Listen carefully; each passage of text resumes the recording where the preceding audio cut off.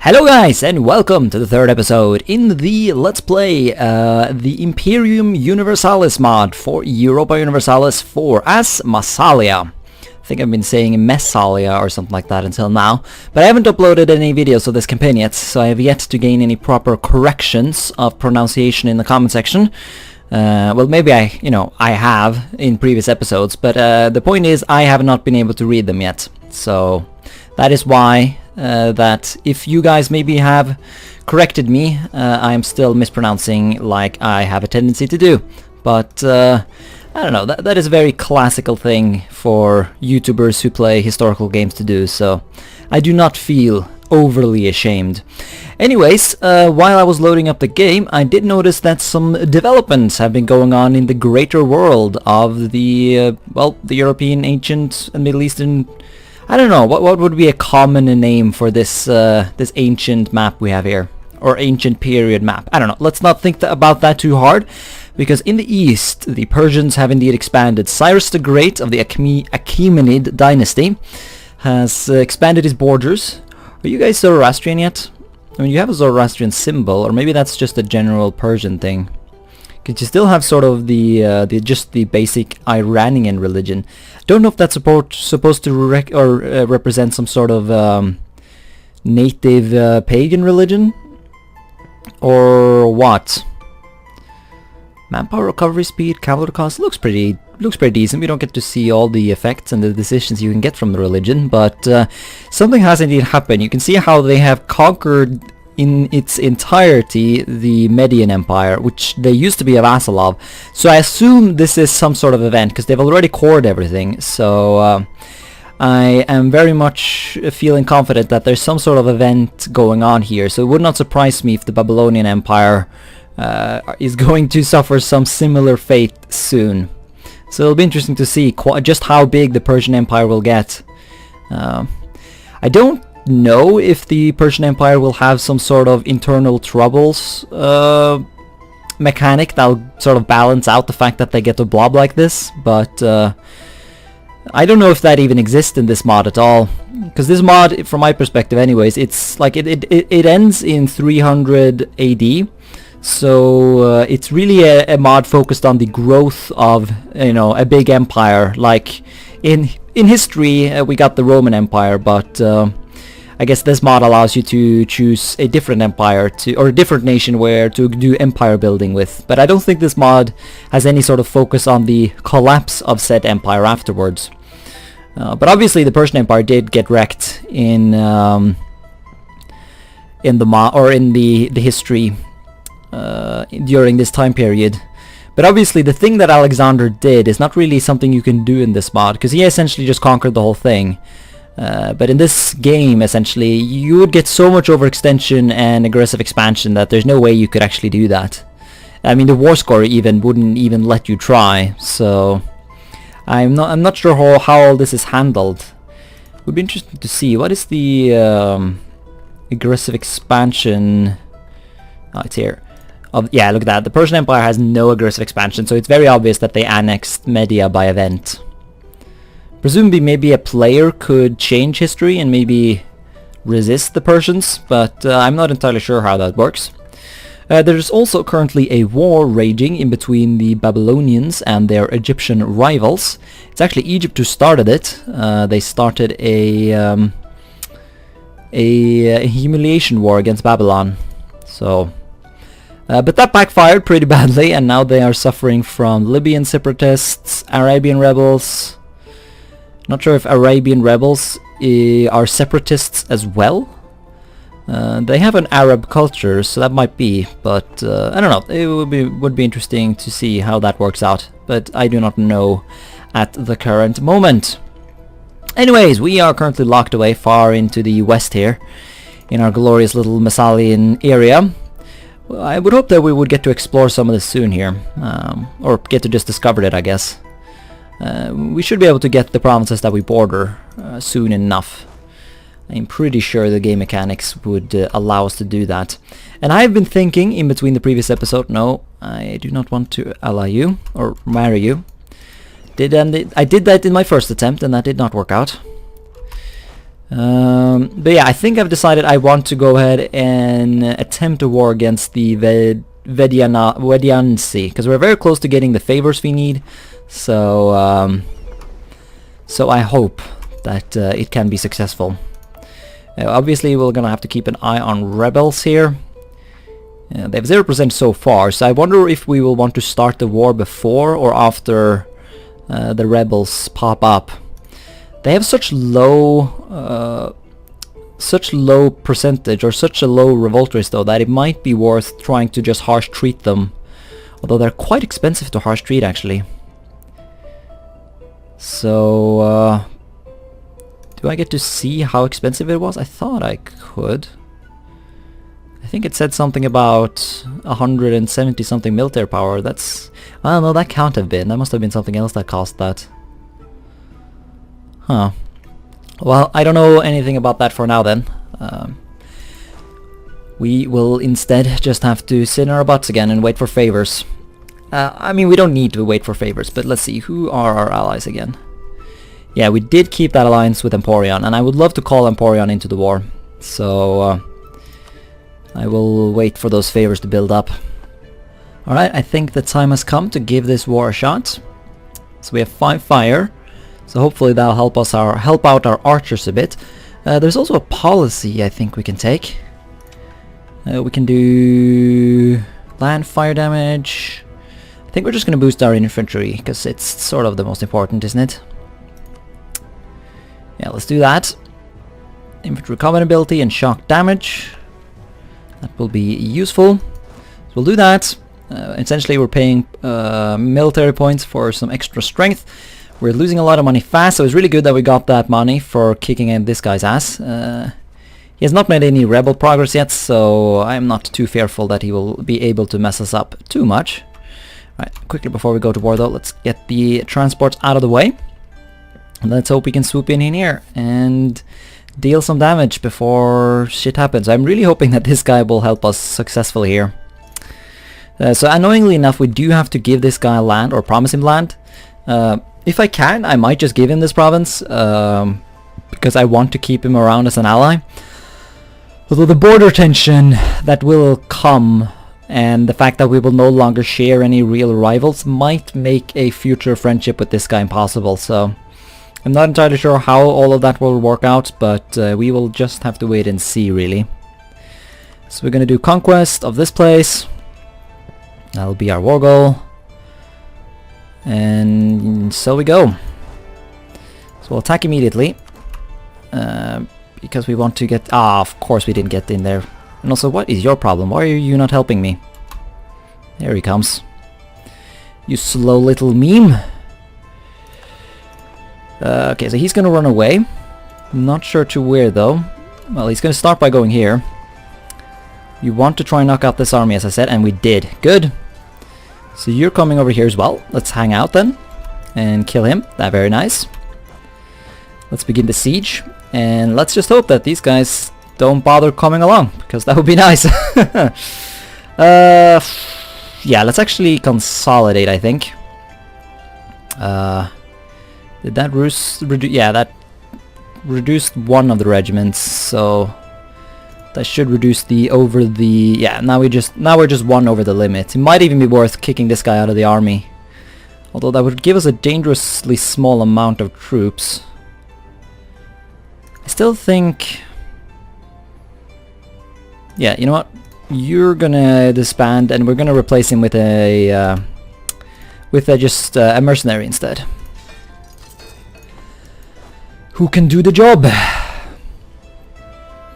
Yeah, so he's gonna take this, so obviously that's a bit annoying, and here comes the enemies. So now we will have to hold our ground here and hope that this guy will come in to support us. Are you really gonna go up there? No, he's gonna come help me. Good. Holy shit, we just stack wiped him. Ow! Well, this is going much better than the... oh, who are you? Ah, he's mercenaries. Yeah. In the base game it's called condottieri, but I actually much prefer the name of just straight up mercenaries. Oh man, another stack wipe! What are they even doing? What are they doing?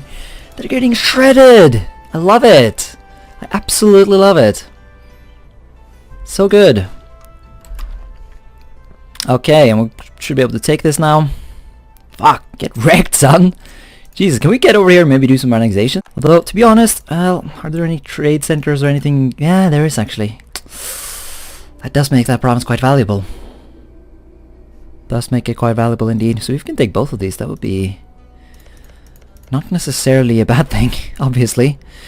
Let's see, I want access... Well, I should have access through him anyways, because these guys have access through him, so I shouldn't have to ask for it. And go over my diplo limit, which obviously would be bad. So he's just hanging out here still, so if he feels like doing that, then I'm obviously okay with it. So come on, just off. Oh, stupid province. Because you're gonna go up here. Maybe he will give that province to me though if he occupies it. Who are you? Emporion. Ah, Emporion showed up. Nice. That is neat. What is this? Reform the army. Oh yeah, we're not doing that though. I want the build costs or whatever the bonuses were that the other shit gives you. Could potentially hire a mercenary or a mercenary captain or whatever the name is. Yeah, it doesn't have a name. Yeah, mercenary leader it's called. Which will reduce the mercenary cost. Although I don't, yeah, no, I don't think that's upkeep. I think that's just cost. So, don't think that's as valuable. Yeah, I do not recognize these nations. Who are they? Emporion. So hopefully Emporion is not a bitch and he actually will give me this province. Let's see, what would be the cost of this stuff? So you gave that to Nicaea, really? And Sylvia won't even be angry about it. Yeah, because he has no provinces he can ask for here. So he has no reason, like he does not desire this province. And he cannot get this one. Oh, that's perfect. That's brilliant. Because I'm totally turning on this guy like any second now. I'm totally gonna... yeah, because he has... the only ally he has is me. So if I can turn on him and annex him, that'll be great. And if I can keep my friendship with this guy going at the same time, that'll be supreme. But to be fair, this guy did... Nicaea did hold this province. So it'll be interesting to see if Emporion or... people will give me these provinces. Let's see here. Are you... what are your desired provinces? So you do in fact desire this one. So presumably he will get that. That's okay though. I can just give it to him. I mean, this is the trade center anyways. And I mean, if he can spend some time maybe trying to convert it and shit like that. Don't know how successful he will be, but... such things would obviously be nice to have. So you're gonna hire another band of mercenaries. That's fine. That just means that my allies will go kill... yeah, he did indeed give it to me. So that works out. So let's go over here and try and siege this. See if we can give this to our ally. There it is. So now the war is completely over. Oh, we can't. Because Nicaea does not want it. What? You have it as a desired province. What do you mean you don't want it? That's stupid. Well, I want all your money, for one. And allies, yeah, that's right. Wow, we will only get 20 of it, that's sad. Well, that's still 20 monies. 29 aggressive expansion, ouch. Yeah, it's quite expensive taking Stalia. Who are your allies? Yeah, he has a decent bit of allies, so if I can take this province without having to fight his allies, then that's very useful. Doesn't say here that anyone will actually join any sort of coalitions. How is the coalition map right now? No one gives a single poop about our actions. Although, to be fair, we did conquer a Greek guy, and they don't care when you do that, I think. Which is useful, because this guy's Greek. Or this guy, I mean, so... it'll be nice for us later on. So we cannot do it. Why? You do not have the war score. Oh, okay. Oh, so I can't take that province. Fuck, I can't even take that. What do you mean I can't? Oh, the money? Is that big of a deal? Oh, wow! The money is worth so much war score. What the hell? Well, I guess we'll just take as much as we can then. Alright, so we're gonna get 6 fewer ducats, but ducats are ducats and ducats are good, so we'll do this. And hope we didn't fuck up badly here. Pause the game, please, thank you. Hold the parade, yes, of course. Sadly we didn't get to hold the parade here though, that sucks. Let's see, Gayatalan separatists, and yeah, so these separatists are different. And I don't want autonomy in these provinces. Also, why is this province has so much more autonomy? I guess maybe it's because we don't border it or something? I don't know if that's a game mechanic. Maybe it is. Yeah, I don't, like, I feel like we might be able to escape without having any rebels in this province. Let's see. Yeah, they've still not made any progress, but I do think we have to deal with them here. Because increasing autonomy only reduces it by 5 in this mod, so it's just not as valuable. So the aggressive expansion was pretty bad indeed. Seems like the Italians were the main people who did not approve of my colonization of this province, or yeah, I mean conquest, but you know, it feels more like a colonization, I guess, because we're establishing these trade outposts far away. Also, if anyone know Greek, we totally need to rename some of these places to like Greek-sounding names, like Stalia. That won't do. Like this one already has a nice Greek name. Aphenopolis. Martius. Might be Latin actually. Because I guess it's assumed that this province will eventually become Roman, but I don't know entirely. But yeah, that was a very nice war. Very nice war indeed. We need more rivals now. So let's do that. Who though? Yeah, because we just annihilated one of our rivals. That should have given us some power production. It did. Neat. I don't know. I'll come up with someone. Now I think we just need to consolidate our holdings. Wow, we're losing money actually. Yeah, but we're still over our force limit though. So consolidate the army. And let's rid ourselves of this weakling mercenary. Once we get some manpower back, I'll probably try and slowly replace these troops with proper... Oh, look at that! That actually bumped up our force limit, so we were not over our force limit. Still, I think consolidating right there was useful, so... I don't feel bad about that. Maybe I think also building up a bigger transport navy at this point could be nice, because we are getting a bunch of these provinces all over the place now, so having a good navy to transport dudes around, that I think would be useful. I need to think about this though, because I'm really scared that these rebels will be huge, because they might, you know, there might be like 14,000 of them for all I know. I feel like we might be able to deal with this guy, because these allies of ours probably will help out, but I just sort of doubt that the that any of them will bother going over to Stalia. How did that impact the trade power? Not that much actually. We only boosted it by 2%, so we are still not really rocking that trade too hard, even if we are taking over a majority of the trade centers and whatnot. Obviously, I can't see the whole...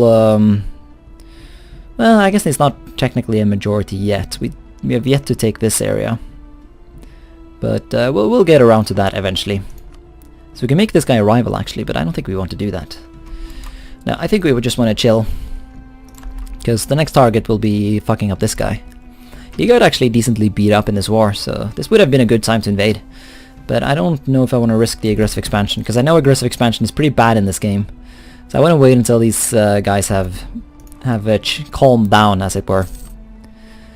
I think that would be smart. Hey, this province is now a core. We can make it a state. What's our state limit? Where do you even see that? I don't know, to be honest. Alright, so I sorted out the rivals. I decided to rival Emporion, our ally, mainly because I couldn't rival Rhodes. And I do intend to conquer these Greeks at some point, so having them as a rival can be useful. Can I ditch the policy? No, I have to wait a bit.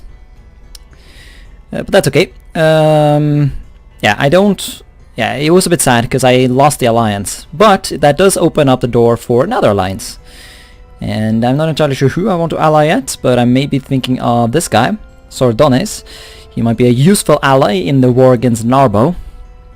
and, you know, make that whole process a bit smoother, because Narbo does have an ally, so we might have a bit of a repeat of the war over here. So having local allies, you know, allying with the local tribes could be useful in our conquest of southern Gaul. But the reason I came here to show you the menu here today is that we can now install a monarchy. We can abolish the oligarchy. We can clamp down on the power of the aristocrats and proclaim supreme divine monarchy. Yes, well, not necessarily supremely divine, but, you know, I think it's the obvious, you know, decision to make. Polis or oligarchy gives us production efficiency and state maintenance, so essentially you get a bit more money. And money is useful in this game, because you have to spend money on, well, obviously money is useful, but it's especially useful in this game because you constantly have to import food.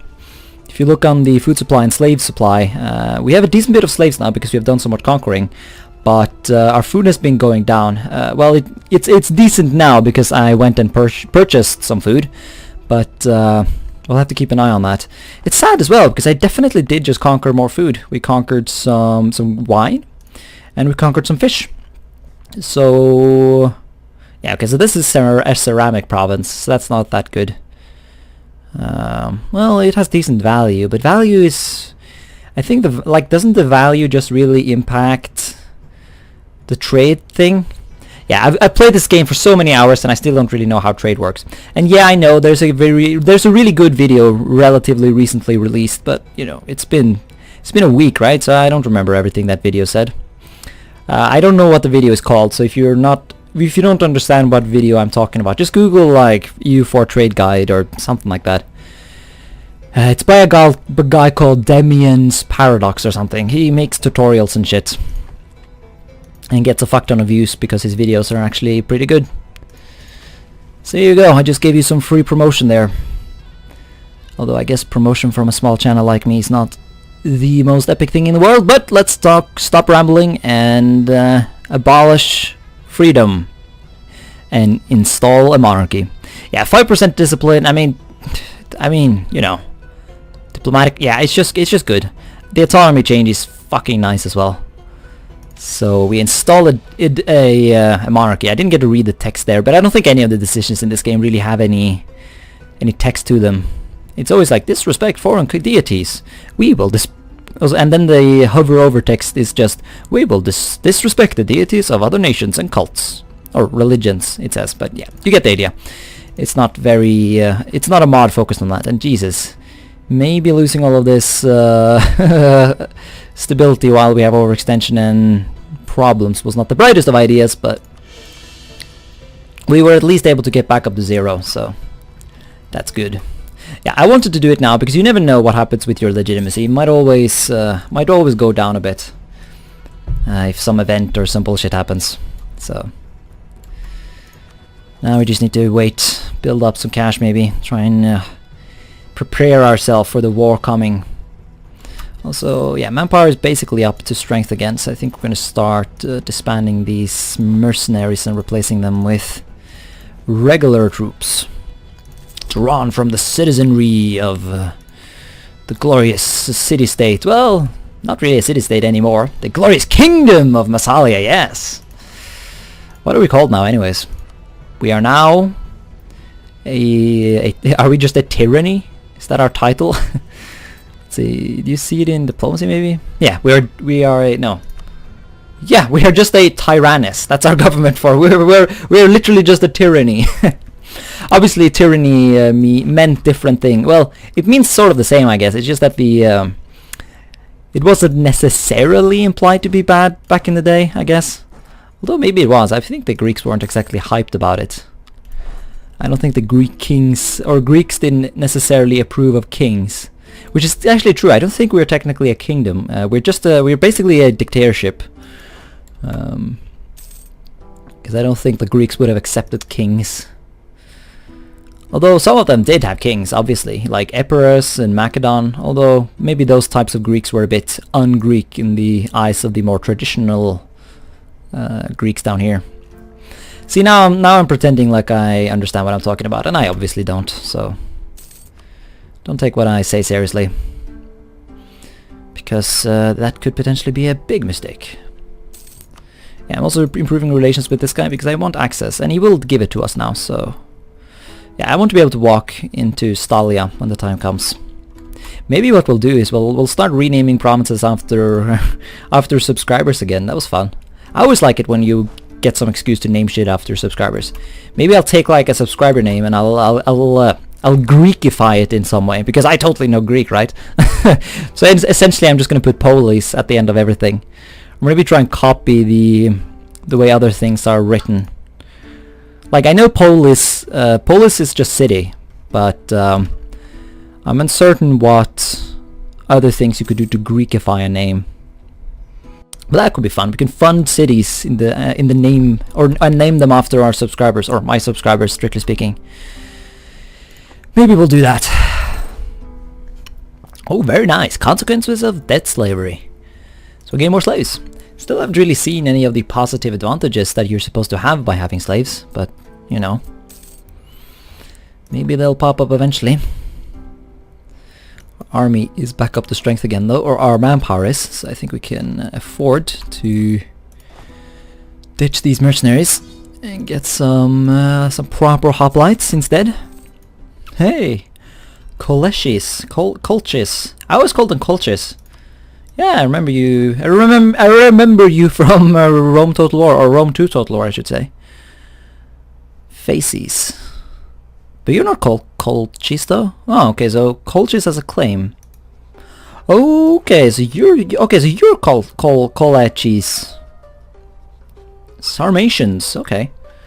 So you're like I don't even know what you are. Some sort of proto Georgian. Yeah, and there's no Georgians around here, so presumably one of these peoples became Georgians, unless they are one of those peoples who just sort of showed up one day and decided to hang out. There's a lot of people like that. But I don't know. If I had to guess, I would assume that that the Georgians are descended from some of those lads. But obviously I do not know. The Caucasus is a messy place. Because I know the quote-unquote Albanians, they are not... like, the Azerbaijanis are Turks, so they came in later. But... yeah, I don't know, I'm not gonna, you know... I'm not gonna try and figure out something in a game when there should be an easy answer found on Wikipedia, if I was really interested in figuring it out. I'm starting to think maybe the strategies revolving around food are not actually just conquering places.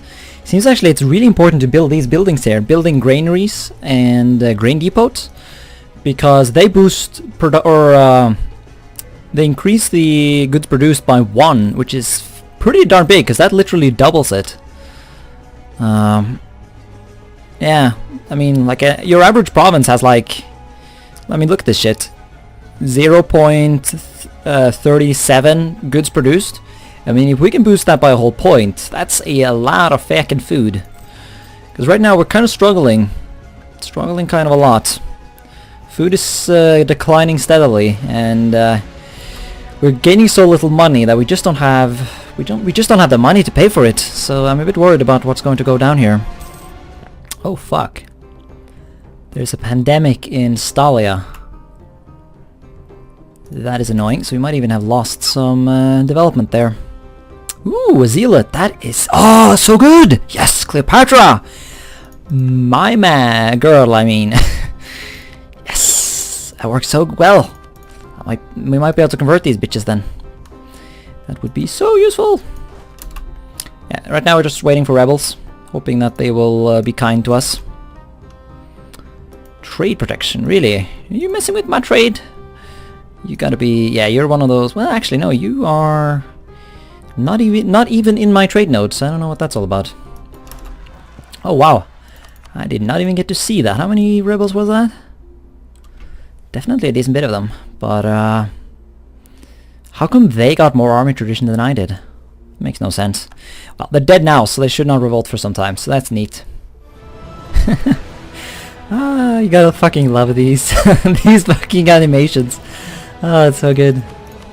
Still, I mean, I've said it before, but you know, I laugh at the animations, but I would rather have these derpy animations and have actual, you know, fucking barbarians and hoplites and shit roaming about than the other way around. So I fully support the mod team's decisions to do this, even if it looks supremely derpy.